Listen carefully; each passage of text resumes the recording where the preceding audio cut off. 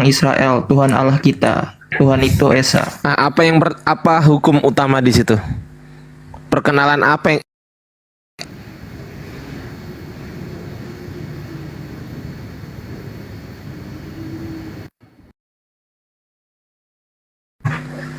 bukan ajaran kasih kan? Beda ayat. Iya, itu Markus kan? Nah, semuanya nyontek dari Markus. Lukas nyontek dari Markus, Matius nyontek dari Markus tuh. Oke. Gimana? Terus oleh Lukas dan Matius itu dirubah. Mau tahu banyak perubahannya? Mau tahu nggak? Boleh. Sebelumnya kenapa nyontek dulu sih, Bang? Ya karena Markus dulu yang nulis. Markus dulu yang nulis tuh. Tapi ini ngomongkan soal Anda percaya Markus yang nulis kan? Kalau saya nggak percaya Markus yang nulis gitu. Saya percaya. Saya percaya. Gurunda udah monitor? Ada Bang. Aduh ya Allah, kenapa Gurunda nggak ngomong? Aduh, nggak apa-apa, orang lagi nyimak juga kok asik pun. Ya, mohon maaf ya Gurunda. Maaf ya. Nggak apa-apa deh, santai aja. Ya, siap, lanjut Gurunda. Assalamualaikum. Ya. Waalaikumsalam. Ajaran pagan, ajaran kasih. Jadi gini, sebenarnya agama Kristen itu kalau kita lihat daripada pengajaran Yesus, Kristen itu sedikit pun tak ada ajaran kasih di dalamnya. Tetapi kalau kasih sayang ada. Orang Kristen itu apakah ada kasih sayang di dalam diri mereka? Ada. Tapi cakupan kasih sayang yang ada pada diri orang Kristen itu hanya sebatas duniawi saja. Al-Quran mengatakan begini, A'udzubillahi minasyaitonirrajim. Wa qala innama tahaztum min dunillah awthana mawaddatan bainikum fil hayatid dunya. Sesungguhnya berhala-berhala yang kamu sembah selain daripada Allah itu hanya untuk menciptakan perasaan kasih sayang di antara kamu dalam kehidupan duniawi saja. Nah, mari kita urai kebenaran daripada ayat suci Al-Quran ini. Apakah orang Kristen itu, kasih sayang itu kan muncul ya kan? Kita lihat dalam kekristenan ini kan memang ada antar mereka saling mengasihi satu sama lain. Itu memang ada. Tapi kata Al-Quran itu hanya sebatas duniawi saja. Contoh. Ketika kemudian di dalam kehidupan umat Islam diterangkan dalam surah Ar-Ra'd ayat 23, Allah Subhanahu wa taala kemudian menerangkan bahwa umat Islam itu kelak bersama dengan anaknya, istrinya, keluarganya semuanya masuk ke dalam surga. Jannatu 'adnin yadkhulunaha wa man salaha min abaihim wa azwajihim wa dzurriyyatihim. Surga Aden, umat Islam masuk ke dalamnya bersama dengan orang yang soleh. Dari nenek moyangnya, pasangan-pasangannya, suami istri dan anak cucunya. Itu dalam Islam. Sayangnya di Kristen, orang-orang Kristen ini tidak akan masuk ke dalam surga bersama dengan orang-orang yang dikasihi di dunia. Jadi mereka hanya saling mengasihi di dunia saja. Innamat takhaztum min dunillahi awthana mawaddata bainikum fil hayatid dunya. Jadi mereka hanya mengasihi di batas duniawi saja. Ketika mereka mati nanti mereka tidak saling mengenal mana ayah, mana ibu, mana bapak, mana adik, mana kakak. Nggak ada dalam Kristen. Sampai hari ini saya mencari dan menggali data-data di Bible, tidak ada saya temukan orang Kristen akan bersama dengan anak-anaknya masuk ke dalam surga. Itu nggak ada. Bentar, Itu Bang. nggak ada. Boleh nanya nggak, Bang? Iya boleh, silakan. Tapi kan urusan keimanan kan individu, Bang. Jadi misalnya kalau di Islam kan katanya istri masuk, suami masuk. Itu kalau suaminya dong yang beriman, istrinya enggak, itu tetap masuk apa gimana?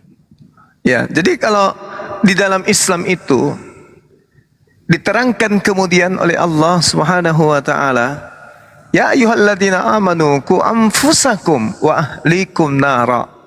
Wahai orang-orang beriman, pelihara dirimu. Memang pertama yang harus dipelihara itu ada diri kita. Setelah kita pelihara diri kita, kemudian kita akan sampai kepada pemeliharaan terhadap keluarga. Dari apa kata Allah? Dari api neraka. Ya ayyuhalladzina amanu qu anfusakum wa ahlikum nar. Bagaimana seorang suami bakal bisa menjaga istri dan anak-anaknya kalau sang suami sendiri tidak mampu menjaga dirinya dari api neraka?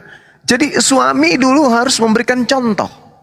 Nah, kalau suami sudah memberikan contoh, lalu kemudian istri tidak mengikuti contoh tersebut, perintah suami tersebut, bukan kesalahan dari suami lagi, tapi kesalahan daripada istri itu sendiri. Sama cerita Nabi Nuh. Bagaimana Nabi Nuh?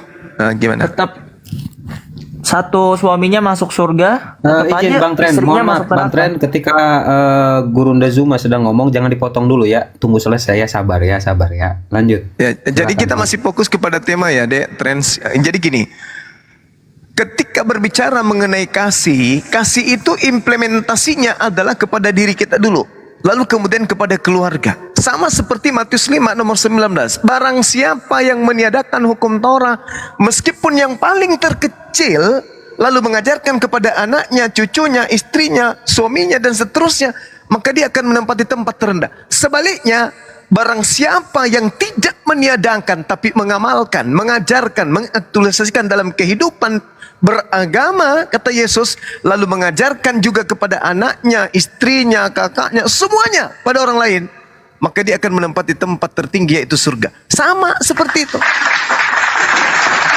Makanya di Islam itu kemudian kaidahnya jelas, innal ladzina amanu wa amilus salihah sayaj'alu lahumur rahmanu wudda.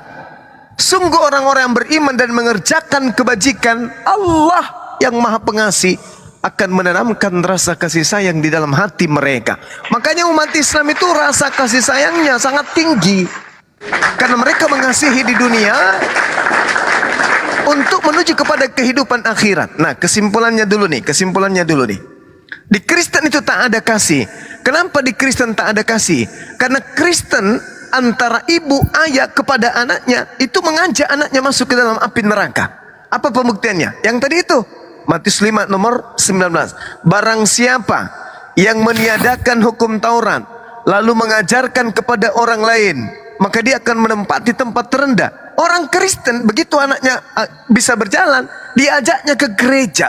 Dengan pergi ke gereja, dengan makan babi, dengan ibadah minggu, dengan menyembah Yesus, berarti orang itu sudah mengajarkan anak-anaknya meninggalkan, menanggalkan, menghapuskan, membatalkan hukum Torah. Dengan kata lain, ibu Kristen mengajak anak-anaknya kemudian masuk ke dalam api neraka. Itu bukti tak ada kasih. Itu bukti tak ada kasih. Kalau kasih, baca Ulangan 11 nomor 1, Yosua 22 nomor 5. Kasih itu adalah tetap setia menjalankan segala perintah-perintah Tuhan yang didatangkan Tuhan melalui para nabi Bani Israel, semisal hukum Torah atau kitab Tanak. Kristen tidak lagi. Ibu Kristen, bapak Kristen ngajak anak-anaknya menyembah kepada Yesus. Itu sudah menghancurkan masa depan anaknya. Disebabkan karena menyembah kepada Yesus itu adalah hal yang sangat dibenci oleh Tuhan pencipta langit dan bumi. Demikian.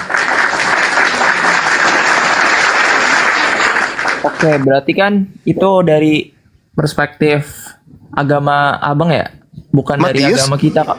Jadi Yesus kalau dari mengatakan itu. agama kita, dari agama saya, itu kasih sih masuknya. Mengajak anak ke gereja itu Itu kasih. mengasihi, iya. Bukan mengajak orang masuk neraka. Itu ngajak ke neraka. Coba kita lihat di dalam Ulangan 11 nomor 1. Apakah Kristen bisa lolos dari sana? Maka hendaklah kamu, tunggu, haruslah engkau mengasihi Tuhan Elohim dan melakukan dengan setia kewajibanmu terhadap Elohim, dengan senantiasa berpegang pada segala ketetapannya, peraturannya dan perintahnya. Nah, mana perintahnya nyembah Yesus? Ada? Tak ada. Allah itu kan Yesus. Nah, itu dia. Rusaknya itu di situ. Rusaknya akal itu di situ.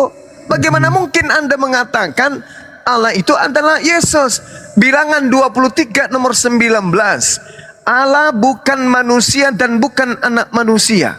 Yesus manusia dan anak manusia. Gimana bisa sama? Coba. Tapi kan, bentar, saya mau jawab. Tapi kan di sisi lain, walaupun Tuhan Yesus adalah anak manusia, dia juga adalah anak Allah. Lah, Jadi tidak bisa dipisahkan dari kodrat, dua kodratnya itu sekaligus. Anda baca Amsal 3 nomor 11 12. Oke, bentar. Coba, silakan. Amsal berapa? 3 nomor 11 12. nomor 12. Ada nggak yang bisa bikin kopi campur masaku ini? Ngantuk kali aku. Amsal. Juma, saya bisa ngomong dulu Juma. Bentar. Jangan potong-potong dulu, gak beradab kamu. Sabar bang, jangan Saya kemana-mana. nanya Situ Amsal aja dulu. 3, saya nggak potong. Iya, Nggak, Amsal ini 3 nomor saya 11 sampai 12. Habis ini bang ya, Gimana? siapa namanya ini? Nathan, nama saya Nathan. Bukan yang di bawah. Sabar dulu ya, bergiliran ya. Oke. Ya, silakan Anda baca. Amsal 3 ayat berapa tadi? 11 12. Ada nggak yang Oke. bisa bikin kopi campur oli ini ya? Ngantuk aku. Engkau menolak didikan Tuhan dan janganlah engkau bosan akan peringatannya. Karena Tuhan memberi ajaran kepada yang dikasihinya seperti Sama seorang seperti- ayah kepada anak yang disayanginya. Oke, jadi siapapun yang taat menjalankan didikan Tuhan, maka dia seibarat anak Tuhan. Berarti Yesus disebut anak Tuhan, berarti dia adalah orang yang taat dan intim menjalankan segala perintah-perintah Tuhan. Coba Anda baca di dalam Yohanes 14 nomor 31. Dunia harus tahu. Kata Yesus, dunia harus tahu. Apa kata Yesus di situ? Kenapa dunia harus tahu? Apa yang dunia harus tahu? Bahwa aku mengasihi Bapa. Loh, maksudnya mengasihi Bapa apa? Ya aku melakukan segala sesuatu seperti yang diperintahkan Bapa kepadaku. Nah, berarti anak Tuhan adalah anak yang kasih kepada Tuhannya, yang melaksanakan segala perintah-perintah Tuhannya kepada dirinya. Itu pengakuan Yesus. Berarti anak Tuhan ini adalah mengasihi Tuhan. Mengasihi Tuhan ini adalah setia menjalankan segala perintah, ketetapan, aturan, hukum, dan larangan Tuhan. Yesus disebut sebagai anak Tuhan, berarti dia disebut hamba yang suci, hamba yang taat. Jangan diibaratkan ayam beranak ayam, bukan. Anak di sini adalah keintiman antara hamba dengan pencipta alam semesta. Makanya orang-orang yang taat kepada Tuhan disebut sebagai anak-anak Elohim. Bukan berarti anak atau telur, bukan. Bukan seperti itu. Jadi kesalahan Kristen menganggap Yesus sebagai anak Tuhan, berarti anak Tuhan. Anak ayam berarti ayam, anak kambing berarti kambing, anak sapi berarti sapi. Tapi Anda salah. Anak Maria adalah manusia. Manusia melahirkan manusia, kambing melahirkan kambing, sapi melahirkan sapi, biawak melahirkan biawak. Ya kan? B2 melahirkan bom-bom. Tidak berarti anak Yesus anak Tuhan sama seperti itu, tidak. Anak Tuhan yang dimaksud adalah hamba yang taat menjalankan perintah Tuhan. Coba Anda baca pengakuan Yesus di dalam Yohanes 4 nomor 34. Makananku adalah melakukan pekerjaan yang diperintahkan Bapa untuk aku kerjakan. Baca Galatia 4 nomor 4. Apa kata Yesus? Apa kata Paulus? Yesus adalah hamba yang menaklukkan diri di bawah hukum Taurat. Dia taat, tunduk kepada hukum Taurat. Maka Yesus disebut sebagai anak Elohim.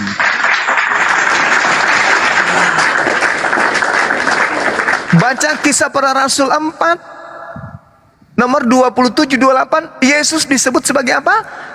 Hamba yang kudus. Gimana? Ayat berapa tadi? Yang mana? Yang mana? Yang terakhir Yang terakhir Kisah Para Rasul 4. 4 ayat. Iya, dalilnya di data nomor 20 berapa tadi itu? 28 atau 29 atau nomor 30. Kalau dia disebut sebagai hamba suci itu di nomor 30-nya. Kisah Para Rasul 4 nomor 30. Ulurkanlah tanganmu untuk menyembuhkan orang dan adakanlah tanda-tanda mujizat-mujizat oleh nama Yesus hambamu yang kudus.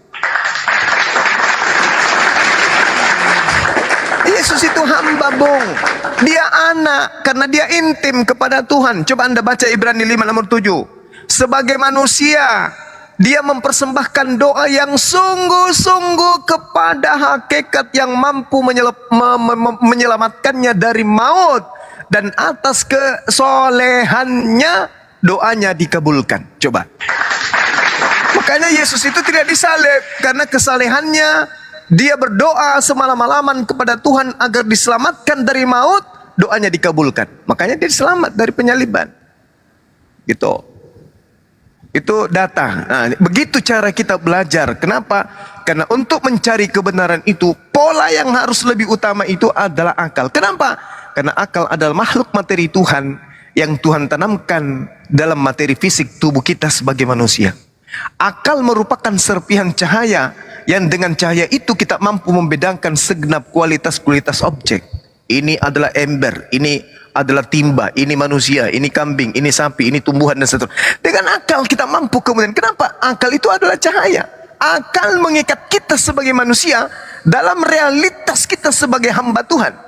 Menciptakan kebenaran-kebenaran yang selalu berubah dan dinamis. Makanya sekarang ini, adikku, sekarang ini akal telah menjadi sarana yang membangun peradaban kita sebagai manusia. Akal juga sebagai alat sekaligus untuk menciptakan proses-proses tatanan struktur budaya manusia. Berupa nilai, berupa norma, berupa ilmu, pengetahuan. Sampai sekarang ini kita tidak hidup lagi di zaman batu. Bukan lagi kita hidup di zaman jahiliyah. Bukan lagi kita hidup di zaman paganisme. Kita udah hidup di zaman modern. Ada laptop, ada komputer, ada Google, ada internet, di mana kita bisa menggali setiap kekuatan akal kita untuk meramu sebuah kebenaran. Begitu juga ketika kita mencari Tuhan. Bukan lagi zamannya kita ngikuti nenek moyang. Wahai fulan, ya paman, kamu ke gereja ikut siapa? Ikut kakek. Kakek, ya paman, ikut siapa ke gereja? Ikut buyut. Tak ada lagi zamannya sekarang itu. Makanya Eropa, generasi muda barat, anak-anak Eropa sekarang menanggalkan doktrin gereja mereka, meninggalkan gereja mereka menjadi agnostik. Setelah itu mereka mendengarkan azan. Apa sih azan itu? Mereka pelajari. Allah Maha Besar, Allah Maha Besar, tiada Tuhan selain Allah, bla bla bla bla. Mereka pelajari, mereka kaji. Insting kemanusiaannya, akal yang adalah cahaya, itu membawa mereka menuju kepada Islam. Jadi sudah nggak zaman sekarang ngikutin nenek moyang, nggak zaman lagi. Akal mengajak manusia untuk melihat segenap gerak jagat raya sebagai entitas kosmik dalam diri kita sebagai manusia. Kita melihat, kita mendengarkan, kita merasakan, dan sekaligus mampu merenungkan hakikat kemanusiaan kita di tengah-tengah jagat raya ini. Kok kita jadi sapi? Gak bisa berpikir kita. Manusia ketika ditunjuk, apa yang kamu lihat? Itu seekor sapi. Adalah satu kenaifan ketika yang kita lihat adalah sapi, tapi kita dipaksa untuk mengakui sapi itu adalah seorang Tuhan. Atau seekor ayam. Itu naif. Kita ditunjukkan objek, realitas yang nyata, absolut. Depan kita seekor sapi, tapi kakak, paman, opung semua mengajarkan, anakku itu bukan sapi loh, itu adalah ayam. Atau paling tidak, itu adalah sapi 100% dan ayam 100%. Itu sudah nggak zaman, bro. Masya Allah, keren. Itu dulu sebelum cendekiawan cengkiriawan itu muncul, sebelum para pemikir-pemikir itu ada, sebelum para apologet Islam itu muncul kemudian, itu dulu. Sekarang bukan zamannya. Apalagi anak muda hidup di zaman modern, serba canggih, serba intelektual, serba ilmiah, serba dipertanyakan, serba objek. Maka tanggalkan paham-paham kuno, zaman batu, zaman jahiliyah, nyembah dewa-dewa, nyembah Tuhan, minum darah, makan daging, apa-apaan yang kayak gitu. Itu sudah nggak zaman. Manusia ini, kita ini makhluk berakal yang mengembangkan kemudian beragam konsep dalam kehidupan. Dan ingat, kita mampu melahirkan simbol-simbol yang diberi makna-makna tertentu. Akal kita ini terus mencari, menggali kebenaran baru, mengajak manusia melangkah lebih jauh dari masa yang ada pada masa lampau. Guna untuk apa? Menemukan beragam hal baru yang berguna bagi perkembangan peradaban kita sebagai makhluk. Bukankah kita ditunjuk sebagai pemimpin? Bagaimana kita mau memimpin bumi ini kalau kita hidup kolot, kampungan, tidak mencerminkan sebagai pemimpin? Apabila berbicara mengenai teknologi, wahid nomor 1. Berbicara mengenai Tuhan, hancur sehancur-hancurnya, anjlok, anak orang cucunya Daud disembah. Gimana ceritanya, bro?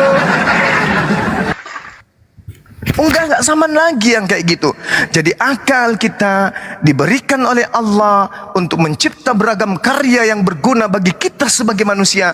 Dan dengan akal ini kita sebagai manusia menjadi subjek yang berpikir dan berkehendak, sehingga item-item keberpikiran kita ini itu harus dibimbing oleh kitab suci. Nah, kembali ke arah agama kita, Kristen Islam, kitab suci mana yang seiring dengan perkembangan akal dan temuan-temuan manusia? Hanya Al-Quran. Sayangnya hanya Al-Quran. Bible hanyut ditinggal zaman. Ketika Ayub mengatakan tiang-tiang langit bergoyang-goyang, Al-Quran mengatakan Allah meninggikan langit tanpa tiang. Subhanallah. Hidup di zaman modern sekarang, pesawat lalu layang kemana-mana. Belum pernah ada pesawat nabrak tiang langit. Al-Quran mengatakan Allah meninggikan langit tanpa tiang. Bible mengatakan tiang-tiang langit bergoyang-goyang. Mana yang betul? Jadi kalau ada sebuah kitab suci yang sudah terperangkap dengan tertinggalnya dengan akal, dengan ilmu pengetahuan, maka itu sudah tidak dianggap sebagai kitab suci, melainkan kitab tercemar. Manusia mampu menerangkan setiap kualitas objek dengan ilmunya. Catat itu. Sapi bunyinya oe, kupingnya panjang, kakinya muka belakang 2, ekornya panjang, bulunya kalau bukan coklat, apalah kalau bukan coklat, sapi itu ada yang putih.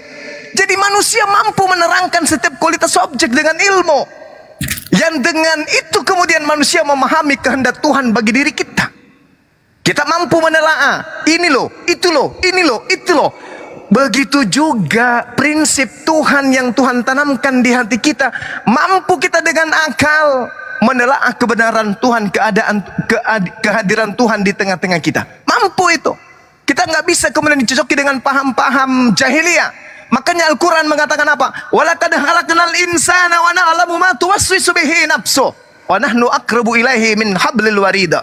Aku Tuhanmu telah menciptakanmu dan mengetahui apa yang dibisikkan oleh hatimu, dan aku lebih dekat kepadamu daripada urat nadimu, urat lehermu sendiri. Coba. Jadi Tuhan itu, ya oke, silakan. Sorry kalau kepanjangan. Izin saudaraku, aduh Gurunda ini ada yang repot nih. Bantu tap-tap layar ya. Cakar Takut muka mukanya. Bisa gantian dulu, Juma bisa gantian. Iya. Silakan, bantu tap-tap silakan. layar, ini ada yang repot tuh. Bantu tap-tap layar ya. Cakar Gini ya. mukanya. Halo. Gini. Aduh, yaudah, Mas dulu, Hai Mas. Juma. Halo. Ya, apa? Yang pertama saya mau sampaikan, kalian itu sebenarnya ragu sebenarnya dengan ajaran kalian kan. Terus yang kedua, terus gantian Gak salah dulu. itu. Gantian dulu. Anda menuduh soalnya, Bung. Gantian. Oke. Saya bisa ngomong dulu. Ngomonglah, tapi yang berkualitas ya. Jangan Oke. curhat. Ya. Secara logika bisa kita lihat sekarang ini ya. Oke. Kenapa kita kan bisa lihat Kristen itu asalnya dari mana coba? Agamanya kan dulu dari Israel ataupun Tidak ada sekarang- Kristen dari Israel di Antioquia, Bung. Oke. Daerah Nah, Turki. Oke. Nah,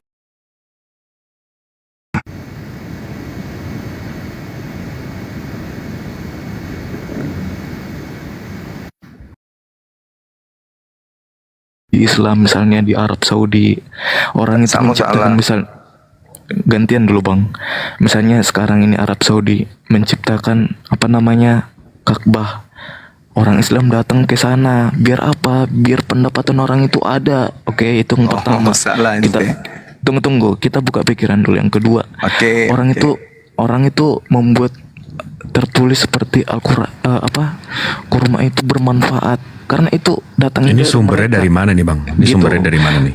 Gantian dulu guys. Curhat. Kita secara Cita-cita logika mangan-angan aja. nih. Siap. Kita secara logika aja ya, misalnya Al-Quran itu menyempurnakan Bible. Nah, apa yang disempurnakan? Bahwasannya di Bible itu kalau orang udah menikah nggak bisa menikah lagi. Apa yang mau disempurnakan di situ? Jadinya kita bisa menikah tuh 4 kali gitu. Itu yang disempurnakan. Kita buka secara pikiran gitu. Terus kita lihat negara-negara yang menganut Kristen damai gitu. Kita lihat dia seperti di Yaman ada perang dan kita buka pikiran. Maksud saya Damai. maksud saya seperti ini. Damai. Gantian Kristen dulu, itu guys. membunuh 9 kali lebih banyak daripada agama apapun. Damai apaan? 2000 tahun terakhir. Kamu tahu nggak datanya? Jangan dipotong dulu Jibril. Enggak. Statement kamu tuh statement penipuan. Kita nggak membiarkan penipuan di sini. Iya, nanti bantah. Agama damai apa? Agama kamu tuh 9 kali lebih banyak bunuh daripada agama apapun 2000 tahun terakhir. Jibril nanti di Ya statement kamu benarkan. Iya, Jangan setelah melakukan itu- penipuan di sini. Setelah itu wait udah. Oh, jadi nipu saya dulu lanjut. gitu ya. Oke, Bisa saya siap. lanjut ya? Silakan. Udah berapa poin pada agar si Jibril inilah itu jadi lupa wak ya kan. Oke. Kan sebenarnya kami ini gini loh. Tadi si Juma ini kan ngomongin di Eropa bahwasannya percaya susahnya. Kita lihat aja di Indonesia ini, jangan jauh-jauh aja nih itu diputar 5 kali sehari ribut di masjid. Tapi orang Kristen makin banyak. Gak usah nyampe-nyampe ke Eropa gitu. Kita cari-cari apa contoh-contoh sederhana aja gitu. Gak usah sampai ke Eropa lah. Kita udah di ODGJ orang ini framing semua omongannya, nggak ada data. Ini mendingan si tren. Lanjut Gurunda Zuma. Aduh ya Allah. Oke, Diluruskan saya ke tanggapi Gurunda. dulu ya pitnahan-pitnahan murahan kutu mimbar gereja yang tadi. Yang pertama terkait dengan tuduhan Ka'bah. Nah, nanti kita hantam dengan perpuluhan ya. Di dalam kitabnya orang Yahudi harus kau pertanggungjawabkan nih. Yesaya 60 satu perikop itu semua bercerita tentang Ka'bah. Sejumlah besar onta akan menutupi daerahmu. Onta-onta muda dari Median dan Eva, mereka semua akan datang dari Sheba, akan membawa emas dan kemenyan serta memberitakan perbuatan masyhur bagi Tuhan. Itu hanya digenapi oleh Mekah.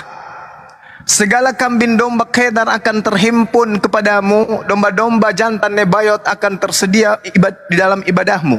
Semua akan dipersembahkan di atas mezbahku sebagai korban yang berkenan kepadaku, dan aku akan menyerahkan baik keagunganku. Hanya digenapi oleh Ka'bah. Sebagai ganti keadaanmu dahulu ketika engkau ditinggalkan, dibenci dan tidak disinggahi seorang pun, sekarang aku akan membuat engkau menjadi kebanggaan abadi, menjadi kegirangan turun-temurun. Hanya digenapi oleh Ka'bah Mekah. Pintu-pintu gerbangmu akan terbuka senantiasa, baik siang maupun malam, tidak akan tertutup, supaya orang membawa kekayaan bangsa-bangsa mereka kepadamu, sedang raja-raja mereka ikut digiring sebagai tawananmu. Ini hanya diperoleh di dalam ajaran Islam, yaitu ziarah ke Mekah.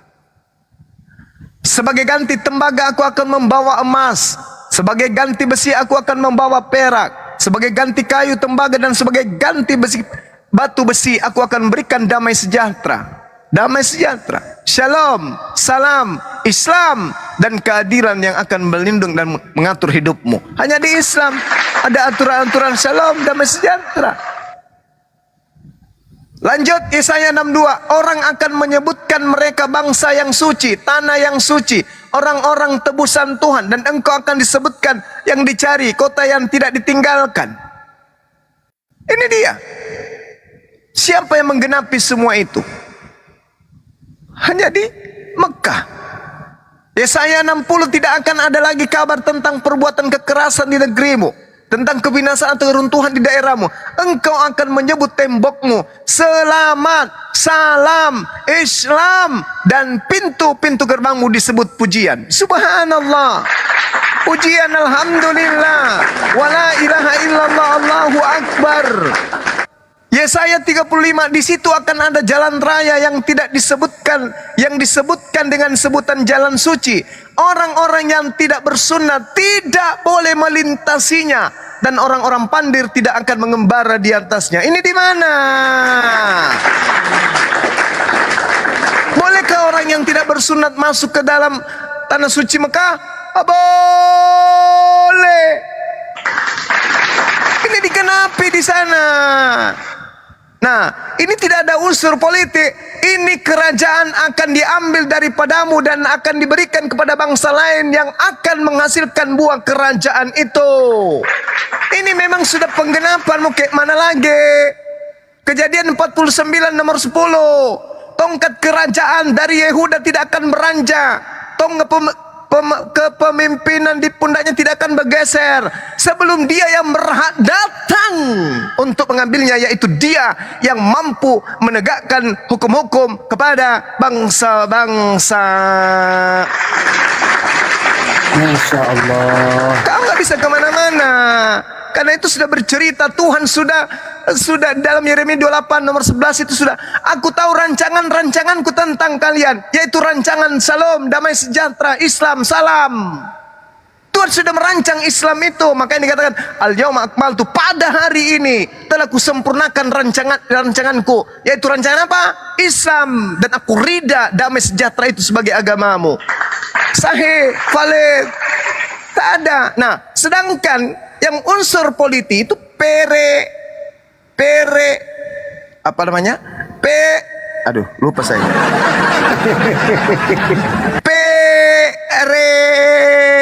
Puluhan. Itu yang unsur politik. Perpuluhan itu tak ada hubungannya dengan karisting. Perpuluhan itu di dalam Ulangan 18 itu hanya untuk Bani Lewi saja, bukan untuk bangsa karisting. Haramnya babi itu hanya untuk Bani Israel. Perpuluhan juga hanya untuk Bani Israel. Sabat hanya untuk Bani Israel. Torah hanya untuk Bani Israel. Ketika kemudian dibatalkan segala-galanya, kenapa perpuluhan tidak dibatalkan? Ayo, malu. Babi dibatalin, Bang, boleh sunat jawab nggak, Bang? dibatalin, Yang tadi sebelum ini. perpuluhan tidak dibatalin. Itulah yang dimaksud Kristen menjalar ke seluruh dunia, karena di situ ada bisnis multi level marketing. Semakin banyak serigalanya, jemaahnya, semakin banyak cuang, semua demi cuang, cuang, semua demi cuang. Sadar dia menyembah manusia, tapi apalah daya, cuang yang berbicara. Tak ada yang bisa menghalangi kalau cuang sudah berbicara. Bapak, jangan begitu Pak. Enggak boleh. Jangan Pak. Oh tidak, enggak apa-apa. Jangan Pak, jangan, enggak bisa. Oh enggak apa-apa, jangan, enggak masalah. Enggak bisa Pak. Enggak mau, saya tidak mau. Giliran lihat amplop dolar perpuluhan, oh iya nggak apa-apa, sini dek, ini dek, ya dek, tidak ada. Kalau sudah perpuluhan yang berbicara, aspal pun dimakan, aspal pun ditelan, rumah-rumah pun ditelan, bahkan lautan pun disedot. Kalau uang sudah berbicara, satu-satunya agama bisnis di atas muka bumi itu hanya karisting, agama multi level marketing. Semakin banyak jemaat, semakin tebal kantong gereja. Toh. Jangan Bang, boleh Bang Sumang. Ya, Jangan silakan. kau Bang Sumang. Nah, Itu orang fakta. gila juga. Silakan Bang Tren. Nangis, tapi liriknya yang bagus dong, biar kuping kita bagus dengarnya. Ya, silakan deh. Gini Bang, yang tadi yang apa ya? Yang nggak boleh ke gereja ya? Apa karena mengajak ke neraka? Terus ujung-ujungnya sampai ke Tuhan Yesus adalah hamba Allah, Yes. anak Allah. Terus persamaannya anak Allah adalah orang-orang yang melakukan perintah Allah dengan setia gitu kan. Betul.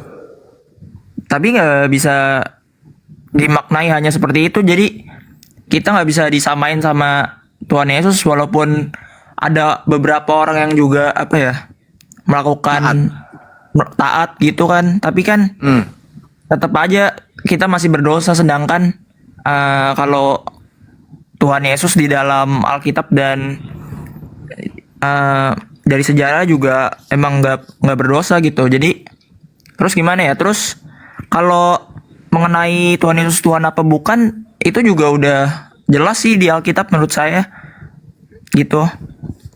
Gitu Jadi aja. gini, Yesus itu menurut Yesus. Jangan menurut orang lain. Harus menurut Yesus. Siapa Iya, iya. aku ini? Ada kok. Yesus. Kalau menurut Yesus pas coba, dia coba. dicobai di padang gurun sebelum dia melakukan pelayanannya Dicoba. kan, Matius dia 4 kan ya, bilang terus kepada iblis, jangan janganlah engkau mencobai. mencobai Bagus. Tuhan Allahku. Tuhan Allahmu. Tapi kan dia menyebut diri dia sebagai Allah karena kan dia yang dicobai. Salah. Boleh saya terangkan? Silakan. Sebelum Yesus mengatakan jangan engkau mencobai Tuhan Allahmu, di situ iblisnya berkata apa? Sebab ada tertulis. Iblisnya ingin mencobai apa yang tertulis. Kita baca ya. Yesus dibawa oleh roh ke padang gurun untuk dicobai setan. Setelah berpuasa 40 hari 40 malam, akhirnya laparlah Yesus. Ini masuk enggak kategori Tuhan ini? Lapar? Enggak. Di ayat berapa ya? Bentar. Matius 4. Matius 4. Nanti kita baca Matius 4 sampai Matius 1 sampai nomor 11. Oke. Lalu datanglah si pencoba itu dan berkata kepadanya, "Ahai Yesus, jikalau engkau anak Allah." Tuh, coba lihat. Jikalau engkau adalah utusan Allah, jikalau engkau adalah Nabi Allah, perintahkanlah supaya batu-batu ini menjadi roti. Tetapi Yesus berkata, ada tertulis manusia bukan hidup dari roti saja, tetapi dari setiap firman yang keluar dari mulut Tuhan. Berarti kita ini juga adalah berasal dari setiap firman. Kemudian iblis iblis membawa kemudian Yesus ke kota suci. Iblis menempatkan Yesus di atas bubungan bait Allah. Lalu berkata kepadanya, "Hei Yesus, jikalau engkau adalah anak Tuhan, jatuhkanlah dirimu ke bawah. Sebab ada tertulis." Nah tuh. Sebab ada tertulis mengenai engkau, Tuhan akan memerintahkan malaikat-malaikatnya, dan mereka akan menatang engkau di atas tangannya, supaya kakimu jangan terantuk kepada batu. Jadi yang ingin dicobai adalah Tuhan yang berfirman, yang berfirman lalu ditulis. Tuhan akan mengutus malaikat untuk menatang kakinya di tanganmu, tangannya di kakimu di tangannya, agar kakimu tidak terantuk kepada batu. Sebab ada tertulis demikian. Yesus menjawab apa? Ada pula tertulis, janganlah engkau mencobai Tuhan Allahmu. Bukan mencobai Yesus, tapi iblis ingin membuktikan apakah betul firman Tuhan yang tertulis bahwa Tuhan akan mengutus malaikat agar menatang Yesus di tangannya, agar kaki Yesus tidak terantuk kepada batu. Itu yang ingin diuji kebenarannya oleh iblis. Ada tertulis. Di mana tertulis itu? Di dalam Mazmur 91. Mari saya bantu untuk paham. Mazmur 91 di situ bercerita tentang keselamatan Yesus yang sudah dijanjikan oleh Tuhan kepadanya. Mari kita baca. Di dalam data nomor 11. Sebab malaikat-malaikatnya akan diperintahkannya kepadamu untuk menjaga engkau di segala jalanmu. Mereka akan menatang engkau di atas tangannya, supaya kakimu jangan terantuk kepada batu. Tuh, ini dalil yang Tuhan kemudian perlihatkan kepada Daud. Di situ tertulis, mereka akan menatang engkau di atas tangannya, supaya kakimu jangan terantuk kepada batu. Jika engkau adalah anak Elohim. Iblis datang. Ini Yesus ngaku-ngaku anak Tuhan. Kita cobain yuk. Benar enggak dia ini akan diutus malaikat kepadanya? Kemudian iblis membawa ke kota suci. lalu berkata kepadanya, "Hai Yesus, jika engkau anak Tuhan, jatuhkan dirimu ke bawah, sebab ada tertulis di dalam Mazmur 91 mengenai engkau. Ia akan memerintahkan malaikat-malaikatnya dan mereka akan menatang engkau di atas tangannya supaya kakimu jangan terrantuk kepada batu." Ternyata Yesus betul-betul adalah anak Elohim. Mereka akan menatang engkau di atas tangannya. Coba Anda baca di dalam Mazmur 91 nomor 13. Nomor 12, nomor 11 sampai nomor 12. Sebab malaikat-malaikatnya akan diperintahkannya kepadamu untuk menjaga engkau di segala jalanmu. Mereka akan menatang engkau di atas tangannya supaya kakimu jangan terrantuk kepada batu. Tuh. Bukan Yesusnya yang Allah. Yesus itu adalah anak Allah. Yang iblis mau cobai adalah ucapan Tuhan yang ada di dalam Mazmur 91. Ingat ya, kalau data Mazmur 91 ayat 11 12 itu untuk Yesus, maka secara keseluruhan Mazmur 91 ini adalah untuk Yesus. Mari kita urai. Ketika Yesus terancam kemudian untuk disalibkan, apa kata Mazmur 91 tentang anak Allah di data nomor 8? Engkau hanya menontonnya dengan matamu sendiri dan melihat pembalasan terhadap orang-orang fasik. Siapa fasik? Memakan suap. Siapa suap? Siapa makan suap? Yudas. Engkau hanya menonton Yudas dengan matamu sendiri dan melihat pembalasan terhadap orang-orang fasik. Data nomor 16, dengan panjang umur akan aku kenyangkan dia dan akan kuperlihatkan kepadanya keselamatan daripadaku. Yesus diangkat ke langit, dipanjangkan umurnya sampai hari ini. Dia belum mati. Ini nubuat untuk Yesus.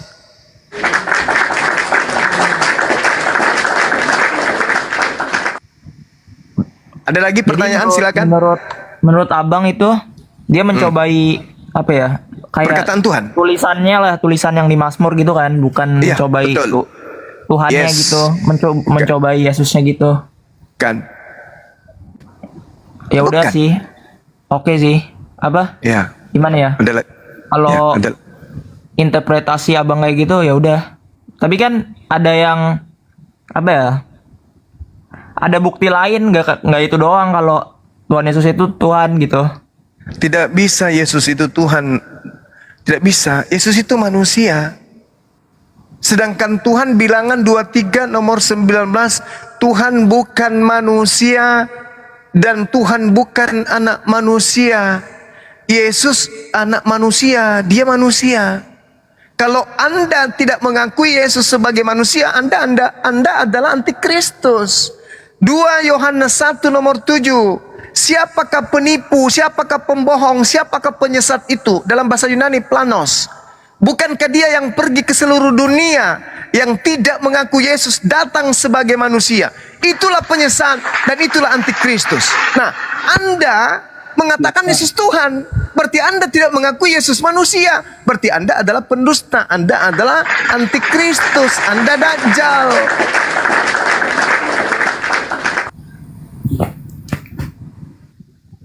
Tak boleh. Coba 2 Yohanes 1 nomor 7. Siapakah penyesat itu? Bukankah dia yang pergi ke seluruh dunia, yang tidak mengaku Yesus datang sebagai manusia? Itulah pendusta, itulah penyesat. Masalahnya kami mengaku Tuhan Yesus datang sebagai manusia.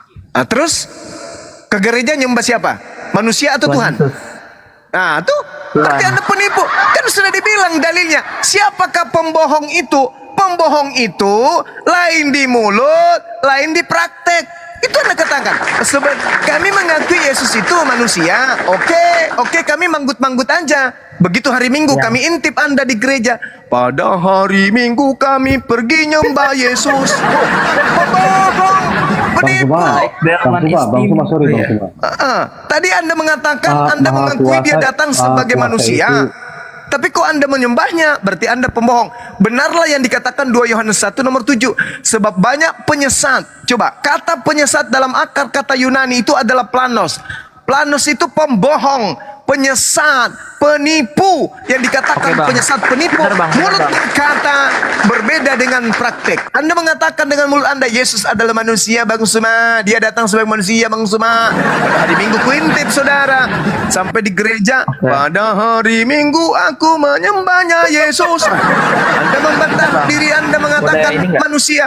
Tapi Anda juga menuhankan, berarti Anda menjilat ludah Anda sendiri. Anda mengatakan manusia, tapi Anda menyembahnya. Berarti Anda pembohong, planos, penipu, penyesat. Ya. Tapi abang pernah Bang kepikiran Tren, nggak sih izin kalau sebentar Bang Tren, sebelum menanggapi ini tadi William ini memotong Guru Dazuma ya. William, kamu Kristen apa Pindah Muslim? dulu, 1 lawan 1 aja dulu.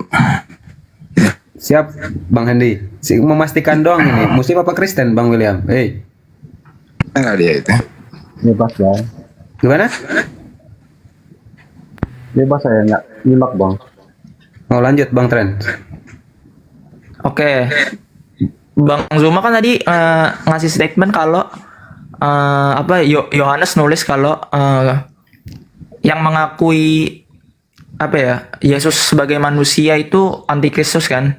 Tapi Yang tidak mengaku. oh ya oke.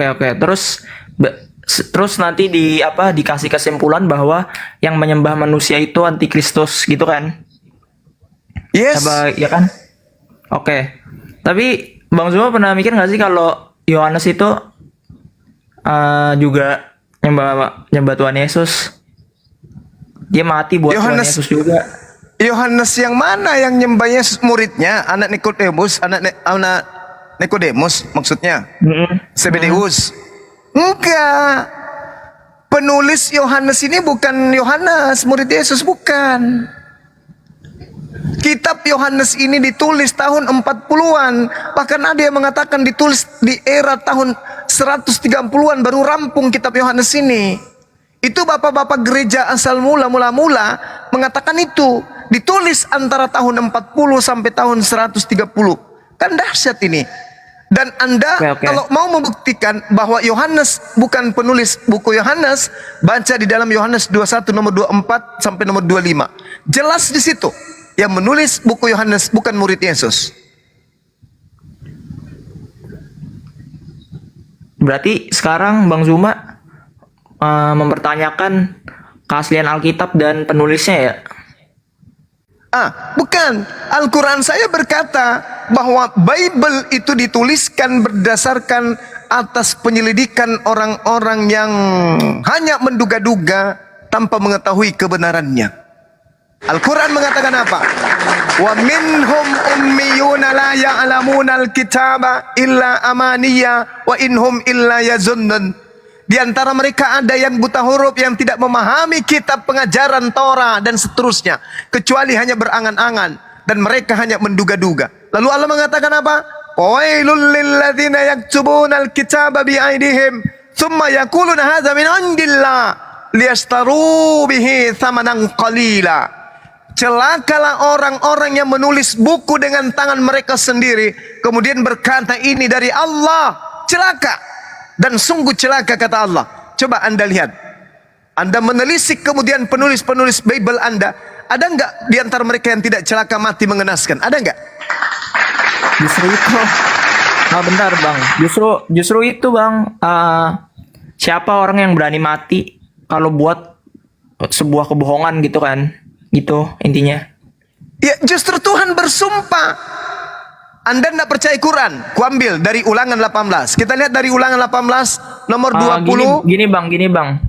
Tadi kan Abang bilang kalau surat Yohanes itu ditulis pada tahun 40-an.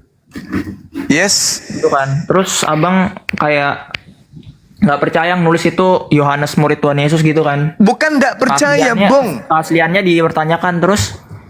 Gimana saya bisa percaya Al-Quran yang ditulis 600 kemudian Oke. berdasarkan bagus. orang yang nggak ngelihat kejadian Oke. Tuhan Yesus Bagus. itu Ini pertanyaan ada dan di- pernyataan. ada di sana gitu. Oke. Secara langsung melihat secara langsung gitu. Oke. Gimana saya Baik. bisa percaya? Oke, baik. Saya terangkan. Al-Quranul Karim tidak dituliskan berdasarkan kumpulan kesaksian. Al-Quran tidak melakukan angket. Menyalin dari kitab lain, menyalin dari tulisan lain, disadur dari informasi atau daftar pustaka. Tidak. Al-Quran menyatakan diri, lakinillah yashhadu bima anzala ilaika anzalahu bi'ilmi wal malaikatu yashhadun wa kafa billahi syahida. Tetapi Allah menjadi saksi atas Al-Quran yang diturunkannya kepada Nabi Muhammad sallallahu alaihi wasallam. Allah menurunkan dengan ilmunya dan para malaikat pun menyaksikan, dan cukuplah Allah yang menjadi saksi. Jadi Al-Quran ini dari langit, pewahyuan Nabi Muhammad sallallahu alaihi wasallam, orang yang buta Ibrani, buta Aramaik, buta bahasa Yunani, buta bahasa Inggris, buta bahasa Indonesia. Dia tidak mampu membaca kitab-kitab sebelumnya. Lalu datang informasi dari langit melalui Roh Kudus. Saksinya adalah Allah dan para malaikat. Nah, kebenarannya bisa diuji hari ini. Sedangkan kitab saudara disusun dari orang-orang yang bersaksi. Coba Anda baca dalam Yohanes 21 nomor 24. Kubacakan sejenak, sabar. Kita baca dari data 24-nya sampai 25. Kita lihat apa yang tertulis di sana. Dialah murid yang memberikan kesaksian tentang semua ini. Dialah murid. Dia siapa? Murid yang mana?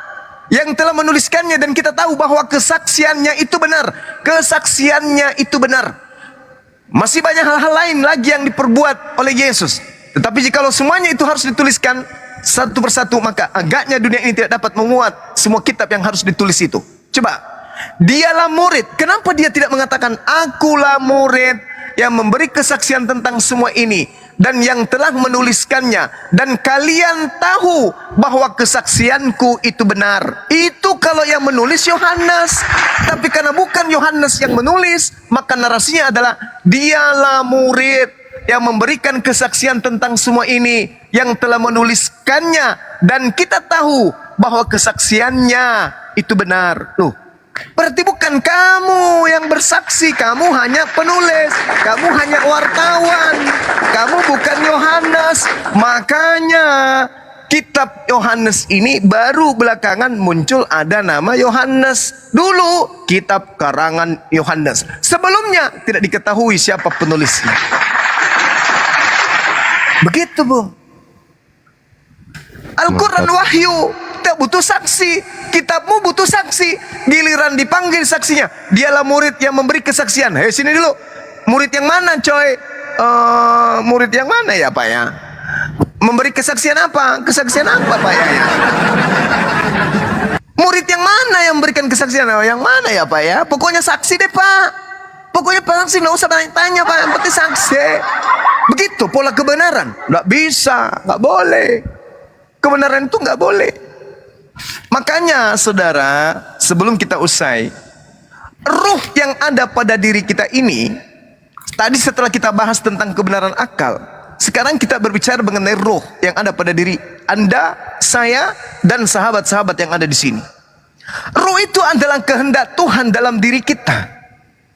Ya, ruh yang ada pada diri kita ini tak terjelaskan dalam kecerdasan ide kita sebagai manusia. Siapapun itu, mau dia profesor, mau dia kompresor, mau dia kalkulator, dia tidak akan pernah mampu memanifestasikan kemudian tentang ruh. Manusia apapun itu, siapapun dia, tidak akan pernah menjelaskan tentang ruh. Padahal yang berbicara ini justru ruh. Yang kau dengarkan ini ruh. Alat yang kau gunakan untuk mendengarkan ucapan saya itu adalah ruh. Tapi sungguh engkau tidak akan pernah mampu menjelaskan apa itu ruh. Akal kita tidak akan pernah sampai ke sana. Itu yang perlu dipahami. Jadi keberadaan tentang Yesus, dia menjadi manusia dan seterusnya, tidak akan pernah menghantarkan kita untuk sampai bahwa Tuhan yang Maha Pencipta, yang entitas absolut itu, bisa kok tiba-tiba menjadi bayi imut. Iya, mama, nenek. Oh, Tuhanku sudah menjadi manusia. Itu nggak bisa, Bung, dijadikan sebagai satu acuan manusia berakal. Nggak bisa. Jadi bagaimana kalau saya kayak gini? Bible tidak bisa dipahami terlalu jauh untuk menggapai kebenaran. maka dudukkan perkara manusia sebagai entitas ruh dalam diri Anda. Karena di dalam diri Anda lah kemudian bersemayam kebesaran kekuasaan Allah yang tak terbendung oleh semesta. Ruh ini yang akan mengantarkan Anda untuk memahami itu. Di dalam diri saudara terdapat kebesaran Allah. Mengenal tubuh saudara sendiri itu bisa mengenal Tuhan Anda. Kenapa? Karena mengenal tubuh bukan dengan akal, melainkan dengan pendekatan ilahiyah. Pendekatan ilahiyah itu apa? Unsur yang secara naluri, nurani manusia itu sudah melekat pada diri kita. Bahwa kita memahami kehadiran Tuhan melalui nalar ketuhanan.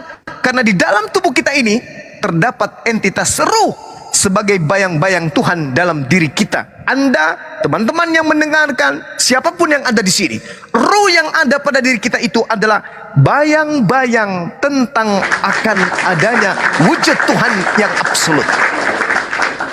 Ruh yang Anda punya, yang saya punya, yang semua punya, tak terjangkau oleh deteksi psikologis sekalipun. Mikroskop atau apapun itu tidak akan pernah menjangkau itu. Kenapa?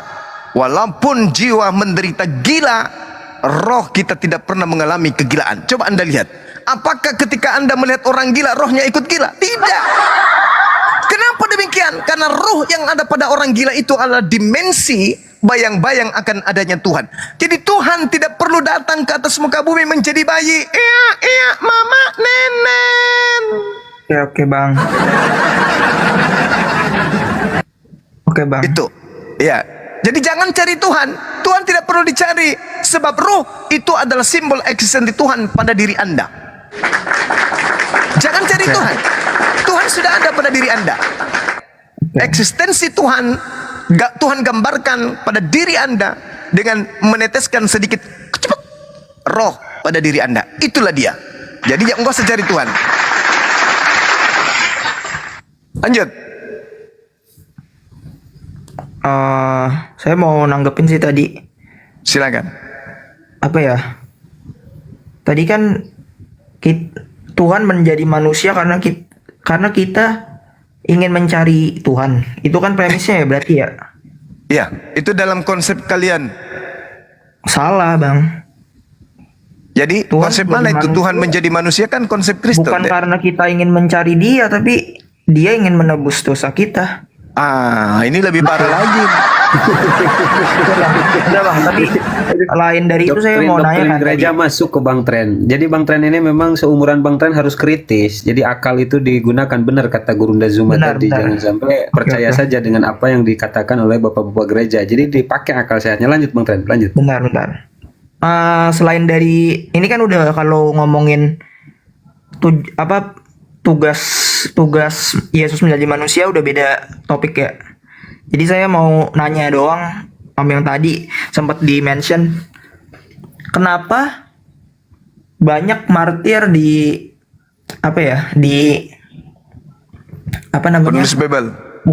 Iya, di Kristen intinya. Sampai abad sekarang juga masih banyak martir buat Kristen.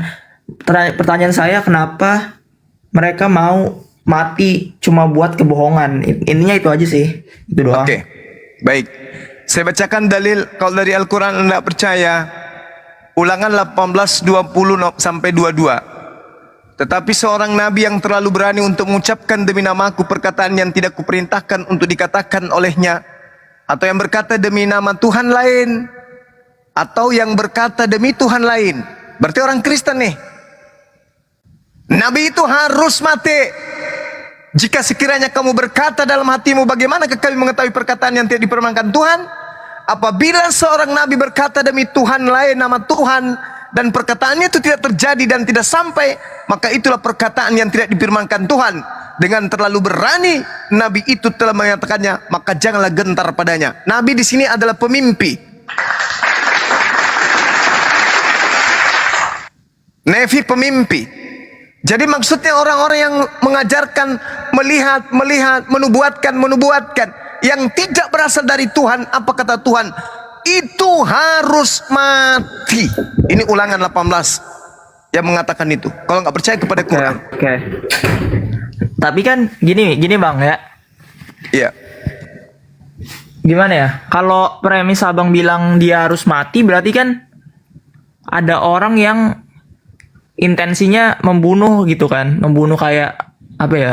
Kayak nabi palsu lah intinya. Kalau dari menurut perspektif ajaran abang.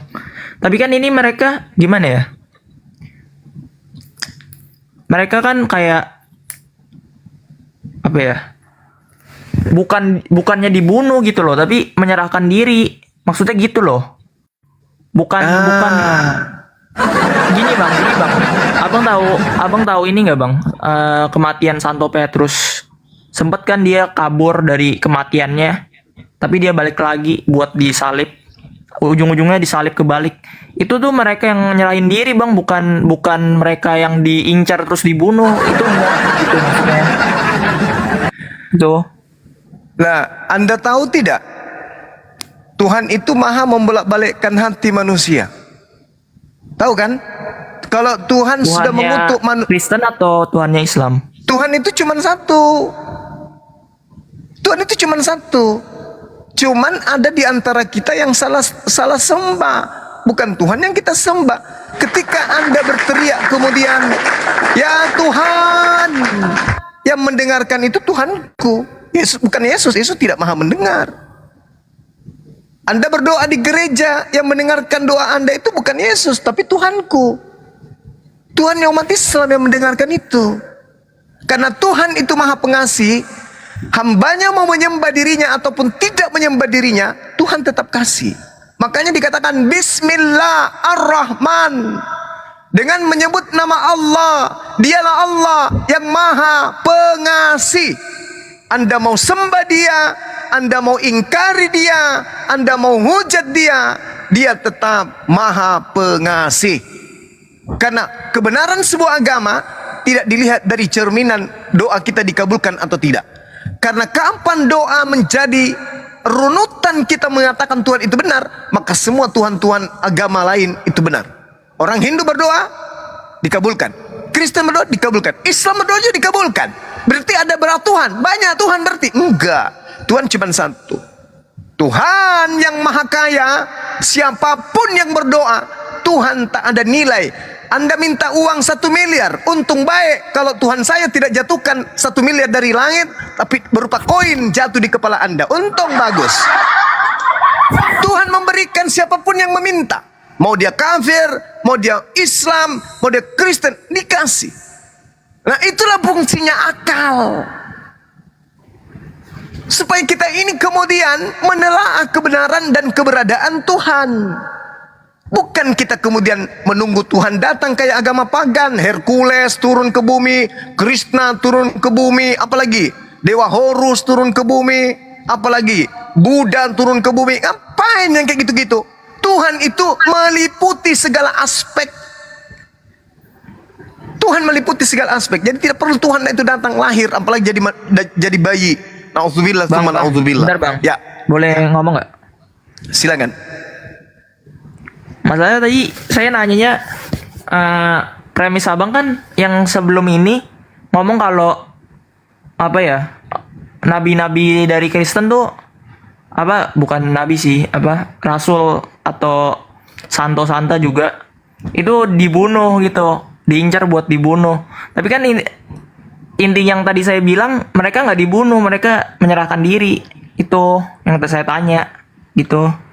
Iya, cara Tuhan kemudian itu untuk membunuh, menghabisi, menghukumi orang-orang itu banyak cara. Oh, berarti caranya kayak dibolak-balikin pikirannya gitu. Betul. Gitu. Makanya Al-Quran mengatakan wa makaru wa makar Allah. Oke. Mereka memandang perbuatan buruk saya cabut menjadi ya, bang, baik. Ya? Oke bang, saya mau cabut bang. Oke. Kapan-kapan ini lagi bang, ngomong lagi bang. Oke, sip. Datang lagi ke sini. Ya. Oke, bang, Saya oke, suka bang. kalau ada orang yang kritis. Ya, silakan. Oh iya, dadah. Dadah juga.